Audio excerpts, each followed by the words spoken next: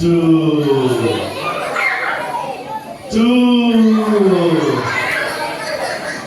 five, four, two, three. Avanzo. Today avanzo lo tinanglo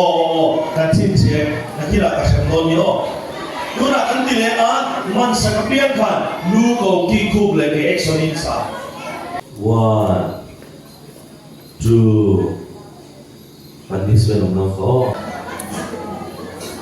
Le lu ko ki kub le ke sa. Mi pui no sa ya. Phải không? 1, 2, 3, go. Lu.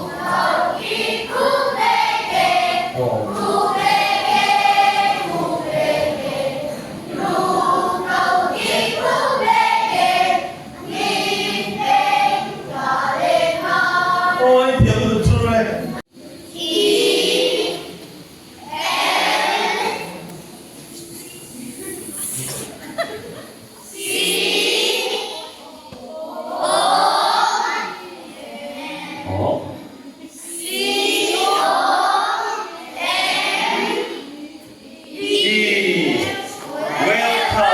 Welcome to my channel. Please like Iswan Adena.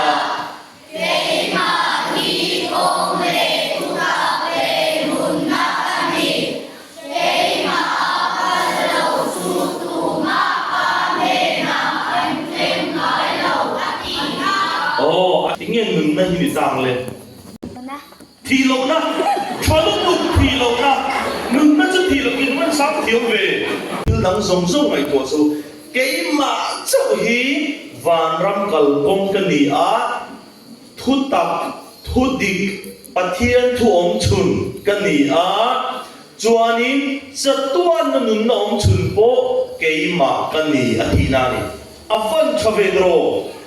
School le ghost house ho ni ta hian school hi local ve lem biang in no school hi local ve lem don ta khoi ka la ki ngai zon dui chue te o blue mo ka so sin mo ya ani le able ki lo thang ta wo na so ni ghost house ka te ani le ta hian enge poi mo perang school theng tu hian công ty xia yes kia xia đâu thì đâu cả lô mình bê chắc là tôi bốn mươi chỉ bảy đấy lên lô mình áp bác cái này xuống lô chỉ bảy đấy là lô này à công ty tôi nói quay một bé chú công ty em mỏ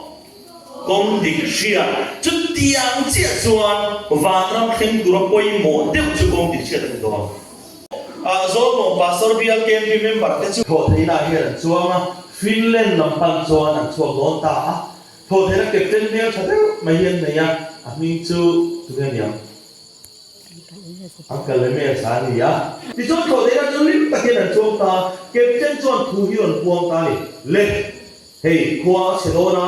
thôi thế là chuan dùng dùng tệ hụt lồng buông của biết đâu lên à tí à CPL về lên để mà khai thì chuan thôi thế là chuan dùng dùng cho hụt chuan buông của ta phết mày à buông của nó biết chứ thôi thế là kẹp tên chuan này thôi thế là tăng chuan phải phá luôn thế này, cũng cổ lồng cái này, thuộc cái trong đó là cái cổ quỷ, cái này mình bắt cổ lồng về, anh phải thuộc thế là thực ra là anh phải luôn này, astic em cho nên cái chân chụp, thì chút ăn chùm má cho thuộc thế là cái chân chụp cực quá, có chút thể là thôi cổ lồng này, thu nói em sẽ phải xem rằng là chút ăn bên cổ thả, chút cái chân chụp thủ cho nó buông á, in xịt về cái xe mua lá, cực là buông cổ lồng tiền buông cổ thóc về ta cho tôi mi đi em mày linh đâu mày hiện là thổ lại cho vạn sa hiện tụi nó thật mà công ăn mấy khan công chú lỗ chỉ sổ chân ta thổ thì nó cho sốt tập biểu mày thì cho công chú sẽ sốt sổ em mày thổ thì nó cho ăn được không tốt mày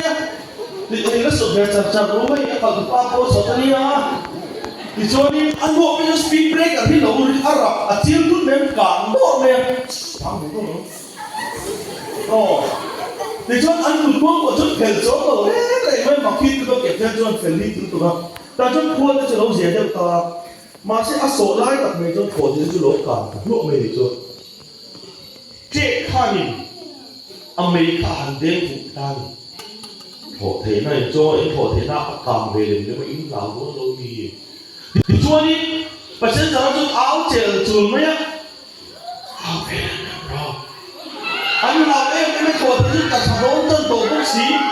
nó ăn những cái ăn bán em vay đó mà sẽ được cuốn của máy bốc xí ăn vay thì đều chưa sửa hết tiếc em ấy anh thì anh không có cho anh tao nó thì cho thổ thế nó cho vàng sao à cho nên mấy anh chúng ta để tên bốc xí ăn áo đi kiểu tổ mày kịp chân ở trong bên chân ngã thì em ấy ăn rồi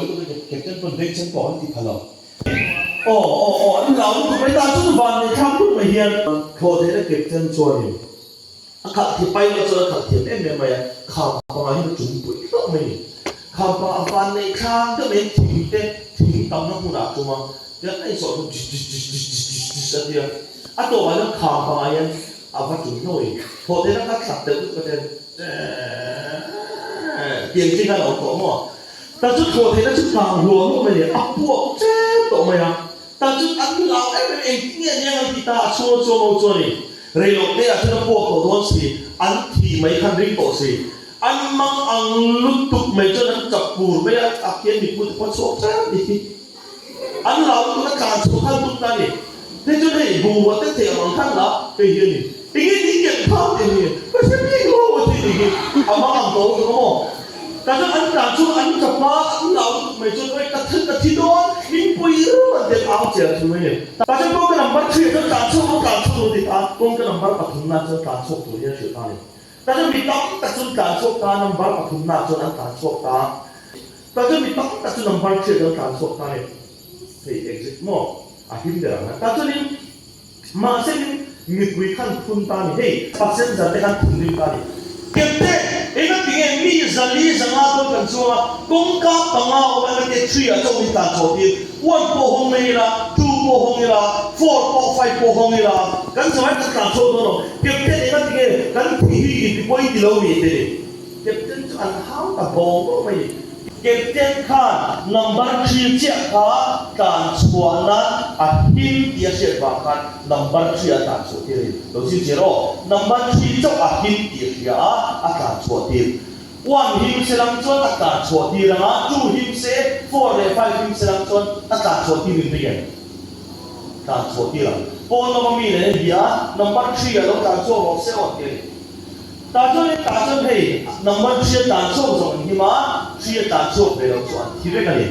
มีปุ๋ยกระชวนกงกระตั้งตัดออกที่เจียนเชียมาเสียเองเชียไปแล้วกงกระหิมเดินเชียไปแล้วเลยta cho nênปุ๋ยเก็บเงินส่วน number 3ส่วนที่ละ3ช่วงส่วนจุอันเราหิมตา3เราช่วงจุอันหิมเราเลยอาจารย์จูเก็บเงินค่า number 3จะหิมเดียเชียเจียงตรอจะเตรียมเจียจวนเราเองรู้เสร็จแล้วตุ้มเบอร์จูมิชิงเตกงดิกโลมินโกหัวโคเวเลอาชูมาอมเตติเชียเฟคาคุยเวเมนตุลาเฮียโคเวลากันตรงไหนโคเทนังคาลิตาเสละเสร็จแล้วจวนตีอัติกามาอัติเชเมกันตุลาเฮียจุดต่างจากอัชูมาเจงค่ะกันมาจากมุนกงจะสักกันโซ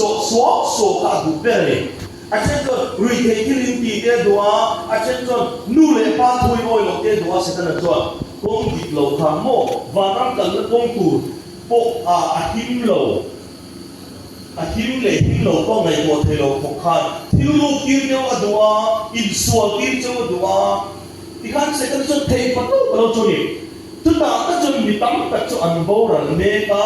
เฮเสกันเห็นกงดิกเลดิกโลก็เขียนครับเทโลก็มีกี่บัวได้เนี่ยอาเช่นจวนกงดิกโลอันโลสัวอาเช่นจวนกงดิกอันโซเมก็กันเลยนับอีสัวคริสตามิโลเปเบตาเลยเกิดจากกงดิกอโกหัวอีสัวฮิปะเทียนค่ะกงดิกมินโกหูเวียนตุตุค่ะมินเปตาเลยแต่จะอีส่วนกงกันนับปัจจุบันเจ้าขานวางรังกงมิโกหัวปัจเจียนนุ่งกันเนี่ยเกี่ยเก็บไว้จัดตัวนุ่งกันเนี่ยเราที่เห็นบอกตาเนี่ยเอาฟันชอบเลยจู่ฟังชวนอีส่วน cái mà châu hi công việc in rồi nan và năm cần tu in rồi thì là công việc ông xuân cái gì thu tặng lên đứng đất cái gì ông thì thế chia tay và năm công việc gì lầu quan chú phô này phải phát xuôi thì châu khác khăm xuống châu phim của châu cần bố là lớn tu đi công việc và năm công việc của bộ tu đi đi xóa ở tiêu đó chú vàng chúa chú công này thu tặng lên là chú đi xóa Christa châu hiện được vàng nhá dân ta không dùng trong tiền cần đồng chung dùng in đi xóa hàng các đi lá đi xóa công đi dọc các đi lá chú chuột không ai biết chuột trên thế đấy vàng râm mình chuột trên thế vàng râm mấy như là vin khô về là hiền mal sống là kinh tế ô vàng râm cái nó chọc như là vin khô về là hiền mal sống là kinh tế thì cho đôi nhỉ chú hoàng chuan cái số này nó vô châu khô thế nó đẹp trên thằng number em ra năm em chẳng chuột tiêu three em vắng nên chia chẳng chuột tiêu anh nhìn vào anh nhìn đẹp trên thằng chiếc khăn và nó trong khăn của người bị bể oh apa bang là Iso Krista cho khơi công nghệ mình cổ hồ công việc mình cổ công việc cho tôi là mình phải chân thầy công việc lâu dung chú anh ta đã trả lời thì là gì? Ở chỗ vàng chuan công việc Iso anh rõ rệt thì nó làm bằng cách gia tăng bằng những số chất rõ rệt. Amen. Anh đi do đây mới là cái phone nằm lần cả thì cái theo em anh đi cái sáng thì lúc này thì nó sẽ đi cái sáng của thú mà người mới đi được rồi này đó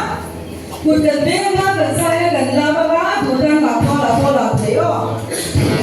qua cái một sẽ không biết một lần bé mà Aku gantung ya.